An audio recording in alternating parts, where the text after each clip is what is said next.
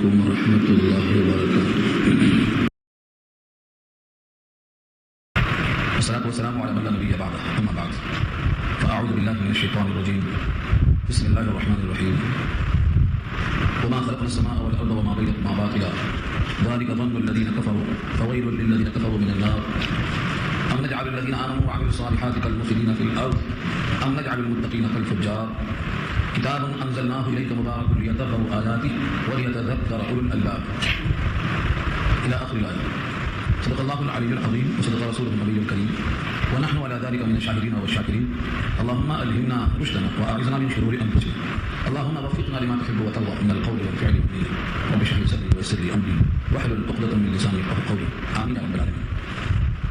محترم حضرات، معزز سامعین، محترم خواتین، علماء اور بہنوں، میرے بھائیوں، پیارے بچوں، تلاوت کی ہوئی آیتیں 23واں پارہ سورہ صاد آیت نمبر 27 سے یہ مضمون شروع ہو رہا ہے. یہاں سے پارے کا 12واں رکوع اور سورت کا تیسرا رکوع شروع ہو رہا ہے. قرآن کریم کی آیتوں میں جو ربط اور تعلق ہے، بسا اوقات وہ تعلق بہت قریب سے نظر آتا ہے اور کبھی کبھی اس کا تعلق بہت گہرا ہوتا ہے مگر بہت دور سے اس کا ربط ہوتا ہے. یہاں کچھ ایسا ہی ہے. ترجمہ تو لفظ یہ ہے، اور ہم نے نہیں پیدا کیا آسمان اور زمین کو اور جو کچھ ان کے درمیان میں ہے باطل. یعنی باطل جب نہیں ہے تو پھر حق ہے.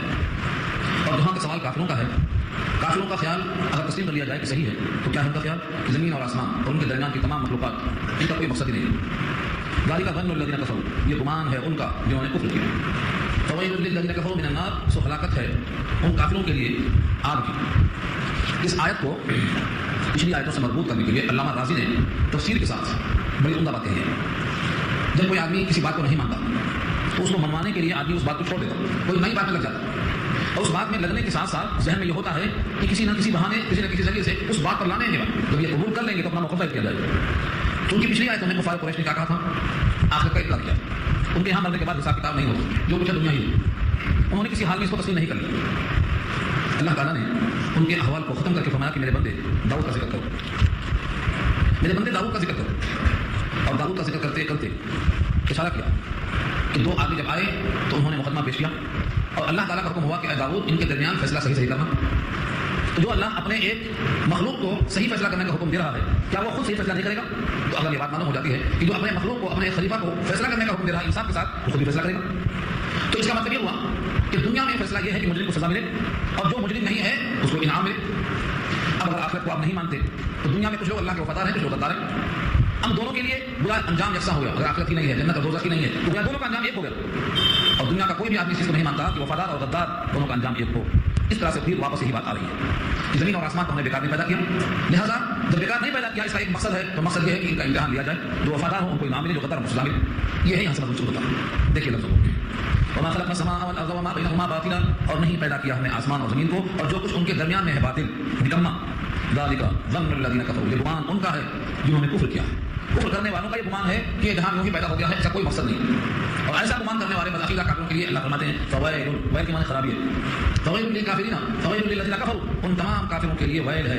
کس چیز کی ویل ہے؟ من النار، آگ کی. آگ کی طرف ان کو جانا پڑے. اگر کافر اور مومن دونوں کا انجام الگ الگ نہ ہو تو کیا لازم آئے گا کہ ہم نے ایمان عمل صالح کرنے والوں کو ان کی طرح کر دیا جو زمین فساد کرتے ہیں. فساد فی الارض کی جو جرم، اور دوسرا ایک متقی ہے اور ایک اس کے مقابل فاجر اور فاسق ہے اور ڈھیٹ ہے. یعنی اللہ کا مخالفت کرتے ہوئے اس کو ذرا حجاب نہیں ہوتا، بالکل ڈھیٹ ہے، یعنی فاجر. ہم یہ دونوں کو برابر کیسے کریں گے؟ دنیا کا کوئی انصاف پسند آدمی اس کو قبول نہیں کرے. یہاں کوئی سوال ہے. ہم مانے گا ام نجعل الذین آمنوا وعملوا الصالحات کالمفسدین فی الارض، کیا ہم بنا دیں گے ان لوگوں کو جو ایمان لائے اور عمل صالح کیے کالمفسدین فی الارض. کل میں جو کاف ہے یہ تشبیہ کے لیے ہے، جیسے فساد کرنے والے، خرابی ڈالنے والے، فی الارض زمین میں. دونوں یکساں ہونا لازم آئے گا اگر یوم الحساب نہ ہو. انہوں نے یوم الحساب کو جھٹلا دیا تھا. یوم الحساب اگر نہیں ہے تو پھر ایمان والا اور فساد کرنے والا دونوں کا انجام یکساں ہونا لازم آئے گا. اور دوسرا رکن ام نجعل المتقین کالفجار، یا ہم بنا دیں گے متقیوں کو ڈھیٹ لوگوں کی طرح. فجار فاجر کی جمع ہے، گناہ میں گناہ کرنے والا، اور متقی اللہ سے ڈرنے والا. کیا ان دونوں کو ہم برابر کر دیں گے؟ یہ چار لفظ ہیں. ایک طرف ایمان اور عمل صالح اور اس کی ضد فساد فی الارض. ان دونوں کا انجام یکساں ہونا لازم آئے گا. متقی اس کے مقابل فاسق و فاجر، ان دونوں کا انجام یکساں ہونا لازم آئے گا اگر کوئی حساب کا دن نہ ہو، اگر کوئی انعام کا دن نہ ہو. اور ان دونوں کا یکساں ہونا اس کا مطلب یہ ہوا دنیا میں جو کچھ پیدا کیا گیا ہے اس کا کوئی مقصد نہیں ہے. اور بے مقصد پیدا کرنا یہ اللہ کی طرف تو کیا منسوب ہو سکتا؟ دنیا میں اللہ کی عمدہ مخلوق کی طرف بھی منسوب نہیں ہو سکتا. لہٰذا اللہ نے کتاب لکھی ہے، کتاب انزلناہ الیک. کتاب، یہ کتاب انزلناہ ہم نے اتاری ہے اس کتاب کو الیک، آپ کی طرف. الیک کا خطاب ہے نبی صلی اللہ علیہ وسلم. کیوں اتاری ہے؟ کیا مقصد ہے؟ لیدبروا، لیکن بیچ میں کیا ہے؟ مبارک، یہ مبارک کس کی صفت ہے؟ کتاب کی. کتاب مبارک بابرکت کتاب ہے. اس کتاب کا ایک ایک لفظ برکت والا, ایک حرف پر 10 نہیں, ایک حرف پر نماز میں 100 نہیں. تو اتنا برکت ہے کہ جو اپنے زبان سے ان لفظوں کو ادا کرے گا وہ بہت نیکیاں حاصل کرے گا. جہاں یہ قرآن پڑھا جائے گا وہاں برکت ہی برکت ہوگی. برکت کی تعریف کیا ہے؟ کم چیز میں زیادہ کام نکل جانا, یہ برکت ہے. 10 آدمی کا کھانا ہے, 300 آدمی کھانا کھا رہے ہیں, یہ برکت کہلاتا ہے. کم آمدنی ہے, زندگی اچھی گزر جانا, نہ سود کی فکر, نہ رشوت کی فکر, نہ بیماری میں ڈھاپوش کی فکر, عافیت سے زندگی گزر جانا, کم پیسوں میں, کم تنخواہوں میں, یہ برکت ہے. آج کل لوگ بڑے بڑے تنخواہیں لے رہے ہیں, اس کے بعد بھی اتنی پریشانیاں آئیں, کوئی تنخواہیں کافی نہیں. اس کے برخلاف جن کی تنخواہیں بہت حقیر, بہت قریب ہیں, بڑے سکون سے ہیں, بڑے آرام سے ہیں, اچھی نیند میں ہیں, یہ برکت کہلاتا ہے. کم چیز میں زیادہ کام نکلنا, یہ برکت ہے. اللہ نے اس کتاب کو کیا بتایا؟ کتاب مبارک, برکت والی کتاب ہے. جو اس کتاب سے فیضیاب نہیں ہوگا وہ سمجھو برکت والی کتاب سے محروم ہوگا. اس کو چھونا برکت کا ذریعہ, اس کو دیکھنا برکت کا ذریعہ, اس کو پڑھنا برکت کا ذریعہ, اس کو سمجھنا برکت کا ذریعہ, اس کو لے کر سارے عالم میں پھرنا برکت کا ذریعہ, اس کتاب کے لفظوں کو پڑھ کر دم کرنا شفا کا ذریعہ, اس کتاب کے ذریعے سے پیغام پہنچانا ہدایت کا ذریعہ, اس کے لفظوں کے ذریعے سے انسان کے ذہن کا علاج کرنا توحید کا ذریعہ اور شرک کے بلدان کا ذریعہ. کسی کتاب کے ساتھ ہاتھ لگائیں گے تو آپ معلوم نہیں ہوں گے. یہ کتاب برکت والی ہے. کتاب انزلناہ الیک مبارک, ہم نے کتاب بھیجا ہے آپ کی طرف جو برکت والی ہے. یہ کتاب کیوں بھیجا؟ اللہ نے خود ظاہر کر دیا, اور یہ ایک مقام پہ نہیں ہے, یہ مضمون کئی مقام پہ کئی آیتوں میں آیا. فرمایا لیدبروا آیاتی ولیتذکر اولو الالباب, دو ریزن بتایا تھا. لیدبروا آیاتی, تاکہ اس کی آیتوں میں لوگ تدبر کریں, دھیان دیں.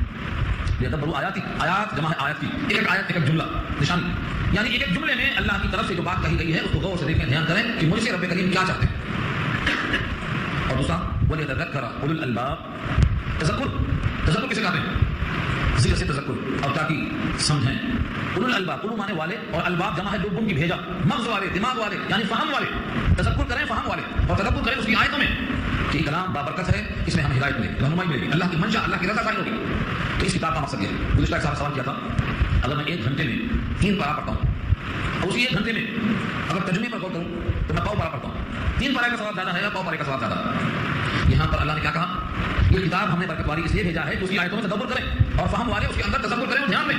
اگر 1 گھنٹے میں آپ 3 پارہ پڑھیں گے تو تدبر نہیں ہوگا, تذکر نہیں ہوگا. لیکن 1 گھنٹے میں 1 پارہ سمجھ کر پڑھیں گے تو تدبر ہوگا, مقصد پورا ہوگا. رہا سوال ثواب کا, ثواب کے حصول میں اللہ کا یہ وعدہ ہے کہ تو خود آئے گا.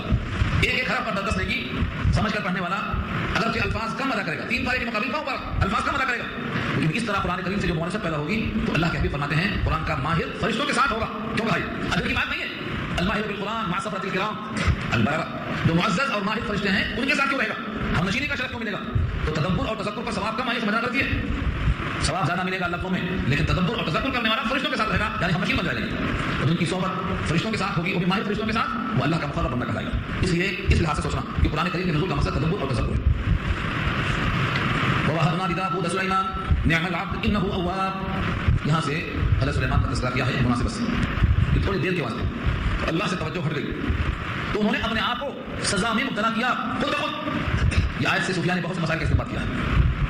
اگر کسی کو کسی عمل میں مصروف ہونے کی وجہ سے کوتاہی ہو گئی, کسی بڑے کام میں کوتاہی ہو گئی, تو اپنے آپ کو سزا دینا تنبیہ جسے کہتے ہیں, اپنے آپ کو تنبیہ کرنا. اب اس مثال میں دیتا ہوں آپ کو, پہلے آیت دیکھیے.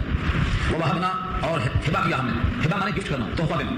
اللہ تعالیٰ نے بھی فرمایا وَوَهَبْنَا لِدَاوُودَ سُلَيْمَانَ, داؤد کے لیے سلیمان ہم نے بطور گفٹ تحفے کے دیا, کوئی حق نہیں تھا. جب اللہ کسی کو دیتے ہیں تو تحفہ ہے, کیونکہ کسی معاوضے میں نہیں ملتا, بلا معاوضے کے ملتا, یہ گفٹ ہے تحفہ, اس کو ہبہ کہتے ہیں. اردو میں ہبہ نامہ چلتا ہے اسے, تو اسی سے نکلا ہے وَوَهَبْنَا, اور ہبہ کیا ہم نے, دیا ہم نے داؤد کے لیے سلیمان کو. سلیمان بیٹے ہیں, داؤد والد ہیں, دونوں پیغمبر ہیں, دونوں بادشاہ ہیں.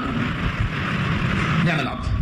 آگے جو واقعہ ہے اس کو سن کر کوئی یہ نہ کہے کہ ان سے کوتاہی ہو گئی, پہلے اللہ نے دل لگا دیا, کہتے ہو نعم العبد, کیا پیارا بندہ ہے. سوچ کے چلو کسی طرح سے کوتاہی ظاہر نہ ہونے پائے فہم میں, کیونکہ ہم نے پہلے سنا دیا فیصلہ نعم العبد, کیا پیارا بندہ ہے. انہو, بے شک وہ, اواب, بہت رجوع ہونے والا, اواب رجوع ہونے والا, ایوب بھی رجوع ہونے والا. اواب اوبن سے بنا ہے, جب کوئی گھر لوٹ کے آتا ہے تو کہتا آئیبونا, تائیبونا, سفر کی کو یاد ہے, جب لوٹ کے آدمی آتا ہے تو آئیبونا پڑتا ہے, ہم لوٹ کے آنے والے ہیں. تو اواب کے معنی بہت لوٹنے والا, یعنی بار بار اللہ کی طرف رجوع کرنے والا. جب بھی پریشانی ہوئی, جب بھی کوئی تکلیف ہوئی, رجوع ہو گیا اللہ. جو بندہ اللہ کی طرف ہمیشہ رجوع ہو اس کو کیا کہیں گے, اواب کہیں گے. اور اسی اوابیت کی بنا پر اللہ نے کہا نعم العبد, کیا پیارا بندہ, ہر بات میں متوجہ ہوگا. اب متوجہ ہونے کا ایک واقعہ نقل کرتا ہوں. اذ عرض علیہ, جب پیش کیا گیا ان پر, اذ کے معنی جب, اور عرض پیش کیا گیا. معرض کہتے ہیں نمائش کو, نمائش کو عربی میں کیا کہتے ہیں, معرض, پیش کرنے کی جگہ. اذ عرض علیہ, جب پیش کیا گیا آپ پر, کیا پیش کیا گیا, بالعشی, شام کے وقت میں, الصافنات الجیاد, عمدہ گھوڑے. صافنات, صافنات کے معنی گھوڑے, اور الجیاد کی صفت بہت اچھے گھوڑے, جنگی گھوڑے. گھوڑوں کی بہت قسمیں, آپ تو خالی عام کی قسمیں جانتے ہیں, مگر گھوڑوں کی قسمیں کچھ زیادہ, بہت عمدہ گھوڑے. جنگی گھوڑوں میں بھی کئی قسمیں ہوتی. اللہ تعالیٰ نے گھوڑوں کی پیشانی میں خیر کو باندھ دیا ہے, قیامت کے بعد. الخیر, الخیر فی معصیتی, الخیر فی ناصیتی, الخیر قیامت کے بعد پیشانی میں خیر, گھوڑے کی پیشانی میں خیر. تو تو جنگی گھوڑے تھے اور عمدہ گھوڑے تھے، سب دس لگے کھڑے کر دیے گئے.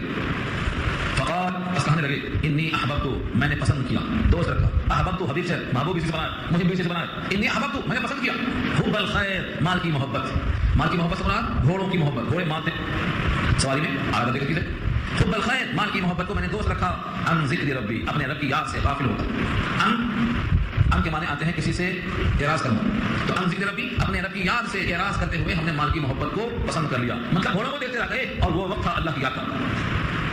حتیٰ یہاں تک کہ توارت چھپ گیا سورج بالحجاب، اوٹ میں آ گیا. حجاب پردہ کو آتے ہیں، سورج کہاں چلا گیا؟ پردے میں چلا گیا، سورج ڈوب گیا. یہ آیت میں کئی تفسیریں ہیں اور بنی اسرائیل کے بہت سے واقعات ہیں، ان تمام کو میں بیان کروں گا تو آپ کا دماغ منتشر ہو جائے گا. جو راہ قول ہے وہ نقل کروں گا، باقی چھوڑوں گا. فرمایا ردوہا علیہ، اس کو لوٹاؤ میرے اوپر، ردوہا علیہ، اس کو لوٹاؤ میرے اوپر. اور ردوہا میں جو ہاں کی ضمیر ہے پروناؤن ہے، یہ لوٹا ہے سورج کی طرف یا لوٹا ہے گھوڑوں کی طرف، یہ دو قول ہے. گھوڑوں کی طرف لوٹا ہے یہ راجح قول ہے، امام راضی نے اسی کو پسند کیا، حضرت خانوی نے اسی کو پسند کیا. اور یہ لوٹا ہے سورج کی طرف، یہ دوسرا قول ہے، اس قول کے ساتھ کوئی دلیل نہیں ہے، لہذا یہ قول راجح نہیں ہے. لوٹاؤ اس کو، اگر سورج ہے تو سورج کو لوٹایا تو نماز ادا کر لیا، اور اگر سورج یہاں نہیں مراد ہے تو گھوڑوں کو واپس لاؤ کیونکہ ان کی خاطر نماز گئی ہے. یہ لوٹایا فتفقا مسحا بالسوق والاعناق، تو لگے مسح کرنے. مسح کے معنی دو معنی، ایک تو مسح کے معنی ہاتھ پھیرنا اور ایک تلوار لے کر ہاتھ پھیرنا، یعنی مارنا ہو ذبح کرنا. بالسوق پنڈلیاں، والاعناق گردنیں، اعناق ان کی جمع گردن، اور سوق پنڈلی کو بولتے ہیں، ہم اردو میں ساق کہتے ہیں، اردو میں ساق، عربی کو سوق ایک ہی چیز ہے پنڈلی.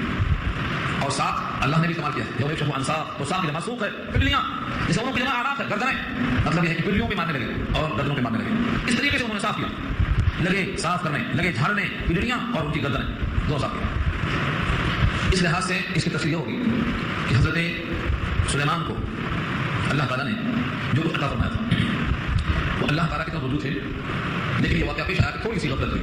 غفلت کیوں ہو گئی؟ جہاد کے گھوڑے تھے، یہ بھی آرے جہاد ہونے کے ناطے سے اللہ کے راستے میں جہاد کرنے والے تھے، اور یہ بڑی عمدہ چیزیں، خیر کی چیزیں، لیکن اس کے باوجود جو اس سے بڑی چیز تھی وہ اللہ کی یاد کا وقت تھا. یا تو نماز تھی، یا نماز کی طرح کوئی اذکار تھے، یا کوئی وظیفہ تھا، اس میں مصروفیت ایسی ہو گئی کہ نماز سے غفلت ہو گئی.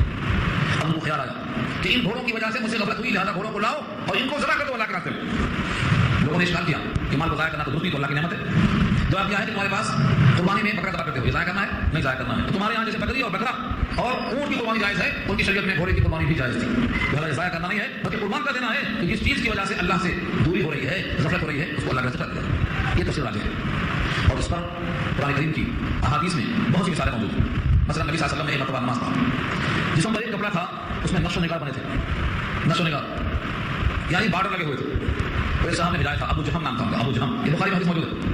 ابو جہم نے بھیجایا تھا وہ کپڑا، جہاں سے آیا تھا اس کا نام تھا امبجانیہ، اس مقام سے بنا ہوا کپڑا ابو جہم نے لا کر تحفہ پیش کیا. نماز پڑھا، وہ کپڑا بار بار توجہ اپنی طرف کھینچ رہا ہے، منڈی نیچے کرتے ہیں تو نیچے کا جو پھول پتی ہے نقش و نگار ہے وہ توجہ مبذول کر لیا. سلام پھیرنے کے فوراً بعد آپ نے کپڑے کو ایسا نکال کے پھینکا جیسے ناگواری کل کرے، بخاری کے الفاظ ہیں، کراہت کے ساتھ نکال کے پھینکا اور فرمایا کہ یہ کپڑا ابو جہم کو واپس دے دو اور بولو اس کے بدلے دوسرا کپڑا بھیجو. کپڑا نکال کے کیوں پھینکا آپ نے؟ خود فرمایا کہ مجھے نماز میں اپنے طرف اس کپڑے نے مشغول کر لیا تھا، الحتنی توجہ کو اپنے طرف کھینچ کے مجھے غافل کر دیا نماز. دوبارہ پرانے پہنا یہ کیا ہے؟ اللہ کی یاد میں رکاوٹ ہو اس کو نکال کے پھینک دیا. یہ صحابی تھے، ان کا قصہ مشہور آپ سن چکے ہوں گے، ابو طلحہ انصاری باغ میں تھے. باغ میں کسی پرندے کے وجہ سے باغ کے خوبصورتی اور فضاؤں کی اچھائی کی طرف توجہ کری. جب نماز سے فارغ ہو گئے تو کہا میں یہ باغ رکھوں گا، میری نماز خراب کر دیا. انہوں نے باغ کو خراب کر دیا، ابو طلحہ نے باغ خراب کر دیا، حضور نے کپڑا نکال کے پھینک دیا. ایسے ہی سلیمان کو تکلیف ہوئی گھوڑوں کی وجہ سے، انہوں نے گھوڑے کو قربان کر دیا. یہ زیادہ راجح ہے. اگر کہا جائے کہ ردوہا کی زمین جاتی ہے سورج کی طرف، سورج کو لوٹایا اور نماز کو پڑھ لیا تو یہ درست نہیں ہے. اس لیے نہیں کہ اللہ کی قدرت نہیں ہے، اللہ کی قدرت میں حقیقت ہے. سورج کو واپس کرنا، سورج کو رکا دینا سب اللہ کی قدرت میں ہے، لیکن اس لیے درست نہیں ہے کہ یہ ثابت نہیں ہے قرآن حدیث سے.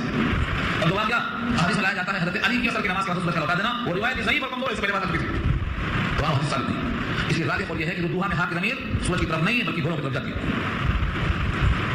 اب جتنے بھی کام آپ کرتے ہیں، اگر کوئی کام ایسا سامنے آئے جس کی وجہ سے نماز میں کوتاہی ہو جائے، یعنی چھوٹے کام میں مصروف ہونے سے بڑے کام میں خرابی آ گئی، تو لوگوں نے اپنے آپ کو سزا دی ہے، جس کو تنبیہ کرتے ہیں، تنبیہ کرنا. صوفی حدیث کے قائل ہیں. علامہ شبلی کا واقعہ ہے کہ کرتا انہوں نے جلا دیا، کرتا جلا کیوں دیا؟ کیونکہ اس کرتے نے نماز میں نظر پیدا کر دی، جلا دیا. علامہ آلوسی نے اس پہ جلا کی ہے. مال کو ضائع نہیں کرنا، سزا دینے کا مطلب یہ ہے کہ جو سزائیں درست ہیں وہی کرنا، سزائیں جو درست ہیں وہی کرنا. یعنی شریعت میں جو چیز جائز ہے اسی لحاظ سے اپنے نفس کا علاج کرنا، علاج کرنا کہا جاتا ہے، یہ بھی علاج ہے. تو اللہ تعالیٰ نے حضرت سلیمان کا یہ واقعہ بیان کر دیا. آگے فرمایا وَلَقَدْ فَتَنَّا سُلَيْمَانَ، اور ہم نے سلیمان کو آزمائش میں ڈالا. فتنہ فتنے میں مبتلا کیا، فتنہ کے معنی آزمائش میں ڈالا. فتنہ سلیمان، جانچا ہم نے سلیمان کو، وَأَلْقَيْنَا عَلَىٰ كُرْسِيِّهِ، اور رکھ دیا ان کی کرسی پر، جسدًا ایک دھڑ، ثم اناب، پھر وہ رجوع ہو گیا. اس کی بھی تفسیر کئی لوگوں نے روایت نقل کی، مختلف روایتیں بنی اسرائیل کی نقل کی، لیکن ایک بخاری میں روایت کئی مقام پہ آئی، وہ روایت کو یہاں نقل کیا شاہی نے، لیکن کتاب التفسیر میں امام بخاری کو نہیں لائے، کتاب الجہاد میں لائے، دوسرے مقامات پر لائے، لیکن اس آیت کی تفسیر کرتے ہوئے وہ روایت کو نہیں لائے۔ اب شاید نہیں معلوم ہے کہ بخاری میں ایک حصہ کتاب التفسیر ہے، ہر صورت سے متعلق جو حدیث ہیں وہ اس کو نقل کرتے ہیں، تو اگر یہ واقعہ اس آیت سے متعلق ہوتا تو امام بخاری یہاں نقل کرتے، لیکن نقل نہیں کی۔ تو واقعہ بہت اہم ہے اور اس واقعے کو لوگوں نے سن کر کے اس کے ساتھ یہاں جوڑ دیا ہے۔ وہ واقعہ یہ ہے کہ ان کو اللہ تعالیٰ نے 100 بیویاں دی تھیں، کتاب الجہاد میں روایت ہے بخاری کے اندر 100 بیویاں دی تھیں۔ انہوں نے کہا کہ میں 100 بیویوں کے پاس آج جاؤں گا اور حق زوجیت ادا کروں گا اور سب سے لڑکا پیدا ہوگا اور سب کے سب مجاہد بنیں گے اور ان سے اللہ کی طرف ارائے کلمت اللہ کی خاطر میں جہاد دلاؤں۔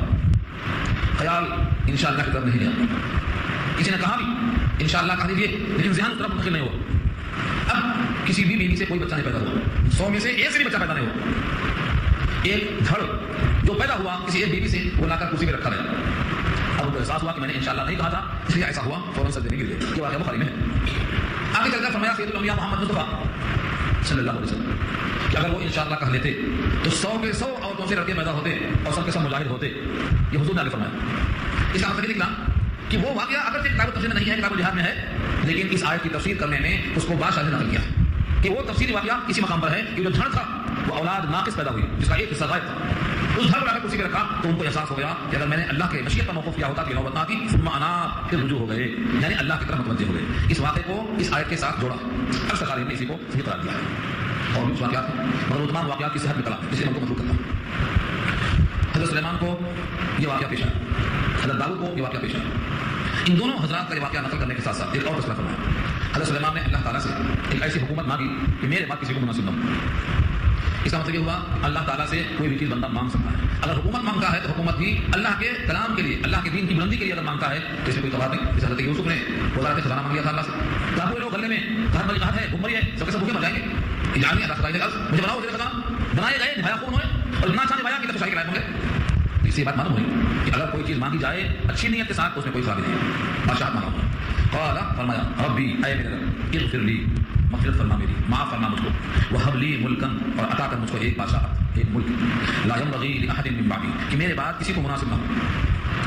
اس کا مطلب ہے کہ میرے بعد کسی کو مت دو، ہاں ایسی بے نظیر حکومت دو جس کی نظیر نہ میرے بعد نہیں، یہ مطلب کسی کو مت دو، یعنی مجھے ایسی حکومت ایسی سلطنت دے دو جو میرے بعد کسی کے لیے مناسب نہ ہو، مطلب بے نظیر بے مثال حکومت دے دو۔ اور واقعی بات ایسی ہوئی کہ اللہ نے آپ کو حکومت دی تھی بے نظیر تھی، ہواؤں پر حکومت، پرندوں پر حکومت، اجنہ پر حکومت، شیاطین پر حکومت، کسی کو چھوڑا نہیں، یہ حکومت کسی کو بھی میسر نہیں۔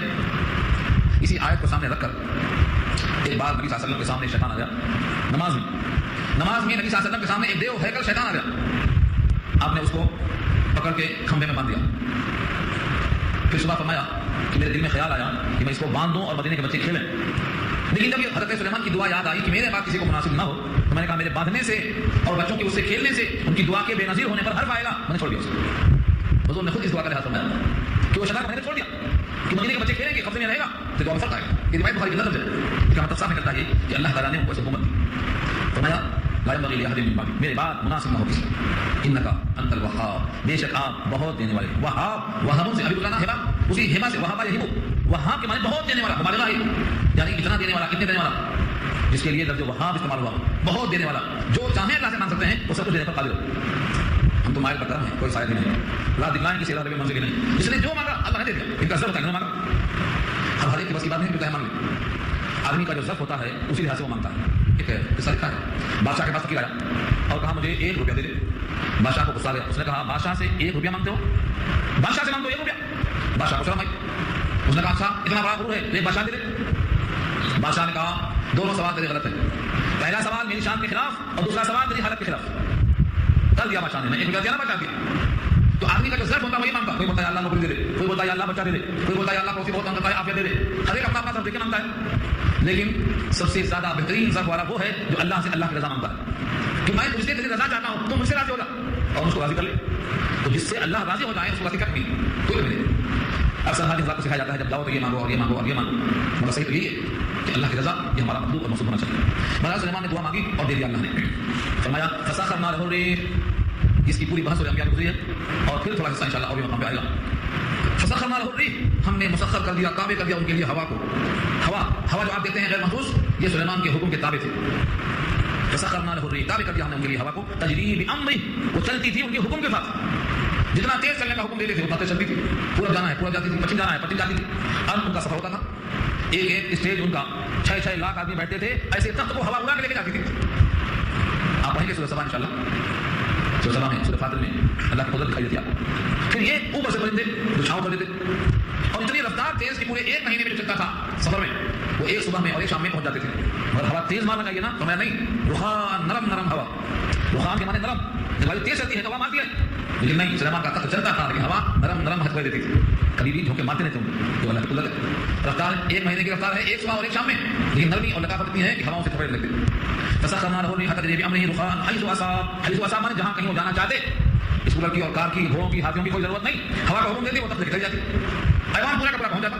اس ایوان کی تفصیل وہاں چکی, یہ اللہ کی شان ہے, سورہ انبیاء میں بات آ چکی ہے. تو وہ جہاں جہاں جانا چاہتے ہوا نرم نرم ان کے حکم کے ماتحت ہو کر چلتی, اور جب چاہتے جہاں چلتے چلے جاتے. وہ ہوا تابع تھی, سفر کرنا آسان. اور دوسرا وہ شیاطین تابع تھے. شیطان کی جمع شیاطین, جنوں میں سے جو سرکش ہوتے ان کو شیاطین کہا جاتا. سرکش شیاطین بھی آپ کے ماتحت تھے, ان کی مجال نہیں تھی کہ آپ کے حکم کو توڑ دیں. وہ شیاطین آپ کو شاید اندازہ نہیں ہے, کبھی کبھی شیطان اور جن بگڑا ہوا ہے تو شیطان بولتے ہیں, بگڑا ہوا نہیں تو جن ہے, ایک ہی مخلوق ہے, دو مخلوق نہیں. جنوں ہی کو اگر بگاڑ دیا گیا تو ان کو شیطان کہا جاتا ہے. تو کبھی کبھی سانپ کی شکل میں آتے ہیں, گھروں میں سانپ کی شکل میں آتے ہیں. فرمایا فوراً مت مارو. حدیث میں آتا ہے شیطان سمجھ کر, ہو سکتا ہے یہ سانپ نہ ہو شیطان ہو, اسے کہو تمہیں سلیمان کی آہت کا واسطہ ہے چلے جاؤ, اگر 3 بار بولنے کے بعد نہیں گیا تو اس کو مارو, یہ آج حکم ابھی تشریح ہے. اور اگر وہ جنات ہے تو اس آہت کا واسطہ سنتے ہی غائب ہو جائے گا. اتنی ہیبت ہے آج بھی, اور قیامت تک رہے گا. تو شیاطین پہ اتنا غلبہ تھا, وہ ہیبت آج باقی ہے. وہ شیاطین اور شیاطین بھی تابع کر دیا ہم نے. کل بناء وغواص, بناء ان کے معنی بنا, عمارت, ہر عمارت. بیت المقدس کو بنانے میں انہیں کہا تھا, سمندر سے موتیاں نکال کے لاتے, خوب سوارا تھا بیت المقدس کو سلیمان نے. بخت نصر نے حملہ کر کے لوٹ لیا سب, بخت نصر نے حملہ کر کے جواہرات کو لوٹ لیا. پوری بحث آ چکی ہے سورہ بنی اسرائیل 15 میں. تو وہ تعمیر سمندروں سے موتی نکال کر اس میں جڑنے والا کام کس کا تھا؟ شیاطین کا تھا. کیا کیا بناتے تھے اس وقت بھاشا کی انشاءاللہ, بڑے بڑے محراب بناتے, کٹورے بناتے, حوض بناتے, اور بڑے بڑے آلات بناتے تھے.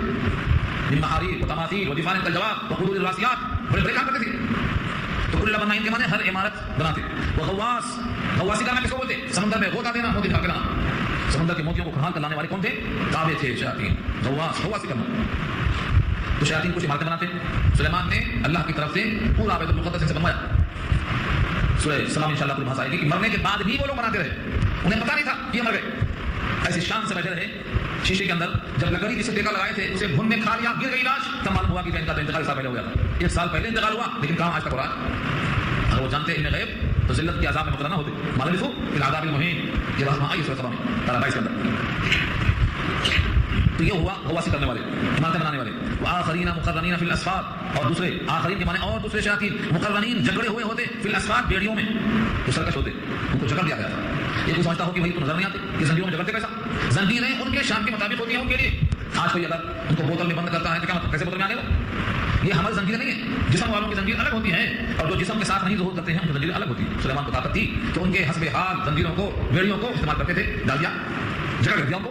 تو سرکش شیاطین قید کیے جاتے ہیں, فرشتے قید کرتے ہیں. آپ رمضان سے مارا ہے, اب اس روایتوں کو یہ سرکش شیاطین رمضان میں قید کر دیے جاتے ہیں. کیسے قید ہوتے ہیں وہ؟ فرشتے قید کرتے ہیں. یہاں بھی ان کو جگڑ دیا گیا. یہ تمام نعمتوں کو بیان کر کے اللہ فرماتے ہیں ھذا عطاؤنا, یہ ہماری عطا ہے. عطا یہ ہماری عطا ہے, یہ سلیمان کو دیا, وہ داؤد کو دیا. فمنن, اب آپ ان عطاؤں کو لے کر کسی پہ احسان کرتے ہیں تو کرو, فمنن احسان کرو. او امسک, یا اپنے پاس رکھ لو, روک لو. بغیر حساب, کوئی حساب کتاب تم پر نہیں اس کے بارے میں, بے حساب تم پر نعمت اللہ کی. تو حکم لیا بغیر حساب مطلب کچھ حساب نہ ہوگا, یعنی تمہارے اوپر اس کے رکھ لینے میں یا کسی پر احسان کر کے دے دینے میں کوئی موقع نہیں ہوگا, کوئی حساب نہیں ہوگا. دونوں صورتیں جائز ہیں. اور یہ شکل یہ ہے کہ اللہ تعالیٰ نے آپ کو جو کچھ دیا ہے یہ ہماری عطا بغیر حساب کے ہے, اس کا کوئی حساب نہیں کر سکتے. اتنی طاقت اور اتنا زیادہ قوت پرندوں پر, ہواؤں پر, ہر چیز پر حکومت ہے, یہ سب بغیر حساب کی اللہ کی عطا. وَإِنَّ لَهُ عِندَنَا لَزُلْفَىٰ وَحُسْنَ مَآبٍ, اور بے شک ان کے لیے ہمارے پاس البتہ ایک مرتبہ ہے. زلفا کے معنی قربت, وحسن مآب, اور بہترین ٹھکانہ. یعنی ہمارے پاس ان کی قدر و منزلت ہے, ان کی عزت ہے, ان کی توقیر ہے, ان کا ایک رتبہ ہے, ان کی ایک حیثیت ہے. اسی لیے ہم نے ان کو ان کے مانگنے پر عطا فرمایا. یہاں سے بات معلوم ہو گئی کہ جب بعض لوگوں کی حیثیت ہے تو بعض لوگوں کی حیثیت نہیں ہے, کبھی تو امتیاز ہوا. اور یہ حیثیت کامل طور پر اس وقت حساب کتاب ہوگا تو ظاہر ہوگی کہ کسی کو جنت ہوگی, کسی کو جہنم ہوگی. تو اللہ تعالیٰ جس طرح دنیا میں اپنی قدرت سے فرق مراتب دکھاتے ہیں, یہی فرق مراتب کامل طور پر وہاں دکھائی دے گا. اس لیے یوم آخرت یوم حساب ہونا ضروری ہے. اس بات کو بیان کرنے کا مقصد یہی ہے کہ کفار قریش یوم حساب کو نہیں مانتے. جب یوم حساب کو نہیں مانیں گے تو لازم آئے گا کہ ہمارے پاس جو مومن ہے اور کافر ہے دونوں ایسا ہوں, جو متقی پرہیزگار ہیں, جو فاسق و فاجر ہیں, دونوں کا انجام ایسا ہوں. لیکن دنیا میں کوئی اس کو نہیں مانتا کہ وہ فادار غدار, دونوں کا انجام ایک ہوگا, دونوں کا انجام الگ ہوگا. ایک ہمارا بندہ سلیمان ہے, हमारे पास कोई मर्तबा है, हमने ये दिया, और जिनका मर्तबा नहीं है उनको नहीं दिया। तो जब हम यहाँ ऐसा फैसला करने पर कादिर हैं कि जिनका मर्तबा है उनको ऊंचा मकाम देंगे और जिनका मर्तबा नहीं है उनको ऊंचा मकाम नहीं देंगे, इसका कामिल ज़ुहूर हम वहाँ भी करेंगे। यहाँ तुम देख कर तस्लीम करते हो और वहाँ का इनकार करते हो, ये बात अकल से बाहर है। इस तरह से आखिरत को साबित करने के लिए, कुफार कुरैश को समझाने के लिए, आखिरत में हिसाब लाबुद्दी है, ये जाहिर करने के लिए दाऊद का सुलेमान का वाक़या बयान करके साबित कर दिया। बात यहाँ मुकम्मल हो गई। अब इसके बाद तफसील के साथ नया कुछ हो रहा है हज़रत अय्यूब का, और उनका ये वाक़या बहुत तफसील है और बहुत ही उम्दा है। कुछ हिस्सा तो अंजाम में आ चुका है, कुछ हिस्सा इंशाअल्लाह यहाँ आएगा। दुआ कर दीजिए।